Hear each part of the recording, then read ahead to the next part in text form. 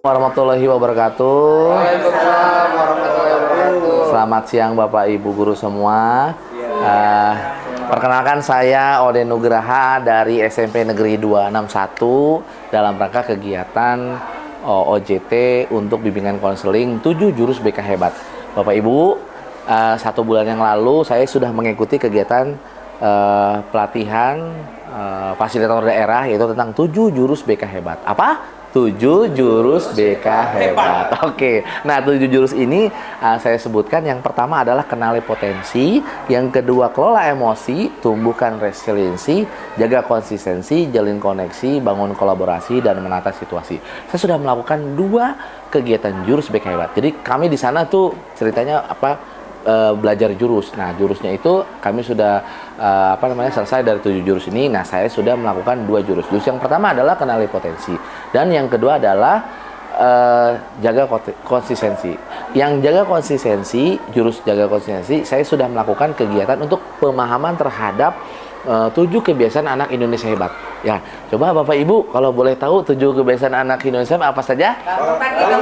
Bangun pagi. Yang kedua apa? Ada lagunya, beribadah. Yang ketiga apa? Berolahraga. Yang keempat? Bergizi. Yang kelima? Gemar belajar. Yang keenam? Bermasyarakat. Yang ketujuh? Tidur. Nah, dari ketujuh ini sebenarnya bisa lagu ya Pak, cuma karena waktu jadi saya sampaikan. Nah, 7 kebiasaan Indonesia hebat, kita punya jurnalnya ya, ada jurnal yang harus diisi. Nah, jurnal tersebut ternyata setelah saya lihat masih banyak anak yang belum menyelesaikan. Bapak Ibu semua di sini guru wali ya? Nah, selain guru wali kelas juga guru wali.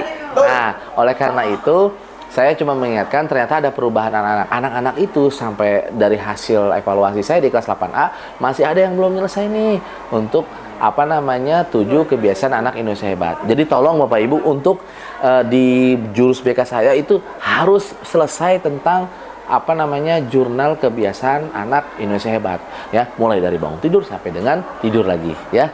Terus kayak lagu ya. Nah, makanya oleh karena itu untuk 7 kebiasaan anak hebat di tahap saya di jurus ini, yaitu jaga konsistensi. Tolong Bapak Ibu dicek lagi nih ya, sebagai guru wali kelas, anak-anaknya juga dicek apakah mereka sudah melakukan itu. Jangan hanya sebatas tulisan saja tapi tidak ada perubahan yang signifikan, karena ternyata pengawasan kita lebih penting. Oke, itu jurus yang keempat sebenarnya. Nah, sekarang saya mau sampaikan jurus yang pertama, yaitu tentang kenali potensi. Kenali potensi itu, jadi anak itu ternyata kita kenali potensi ada banyak, tapi yang kemarin kami pelajarin ada 3 yang dipakai SMP itu 2. Namanya yang pertama adalah Aku Pintar untuk tes kemampuan, dan yang kedua adalah gaya belajar. Nah, Bapak Ibu, ada satu hal yang penting. Gaya belajar yang kita tahu adalah apa saja yang Bapak Ibu tahu? Ceramah, audio teori, visual. Nah, ada kinestetik, auditory, visual. Dari ketiga hal ini, kita sebetulnya sebagai guru pasti ingin ada asesmen awal ya. Kita mau asesmen awal. Nah, asesmen awal itu ada hal yang terpenting. Kenapa? Ternyata kalau kita ngajar, anak nggak bisa disamakan, betul? Ya, betul. Nah, anak itu nggak bisa boleh ceramah semua. Ternyata nggak kayak gitu. Karena ternyata anak ada yang kalau ngantuk dan sebagainya itu ternyata kenapa? Karena kita yang mungkin belum melakukan sesuai dengan apa yang mereka nyaman terhadap pembelajaran tersebut. Nah, caranya yang pertama adalah yang namanya audio visual. Audio visual itu menggunakan kodenya mata. Jadi kalau misalkan dia pakai mata nih, maksudnya pakai mata bukan mereka belajarnya matanya jelalatan, enggak, tapi mereka itu adalah fokus dengan membaca. Ya, jadi kalau seandainya Bapak Ibu si anak ini ternyata paham tentang bagaimana cara dia menghafal sesuatu dengan cukup membaca, oh berarti dia kemampuannya adalah visual. Ada orang yang dia nggak bisa diem, pokoknya Pak saya bisanya kalau misalkan ngapalin surat pendek atau gimana itu harusnya saya dengerin murotal kemudian sambil dengerin. Nah itu berarti itu adalah audio visual. Nah, Pak saya nggak bisa diem Pak gitu. Pokoknya saya maunya sambil bergerak segala macam, atau saya bikin tulisan di dan sebagainya biar supaya saya hafal. Nah, itu adalah orang kinestetik. Nah, Bapak Ibu, ternyata ini penting banget nih untuk kita melakukan kegiatan pemahaman terhadap potensi diri ya.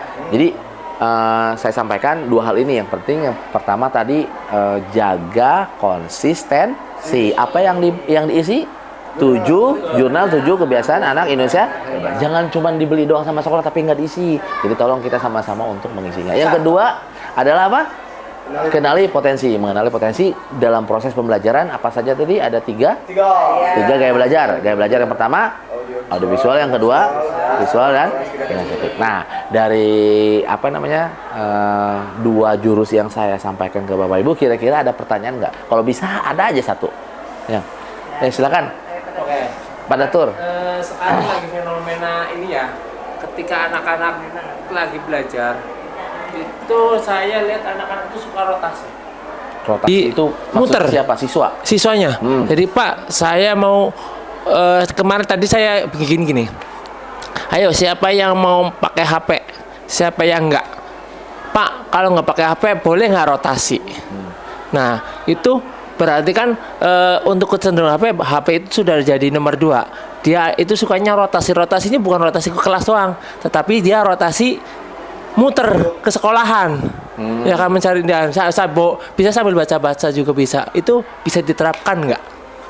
Maksudnya bagaimana? Maksudnya dalam ya kan itu kan kinestetik.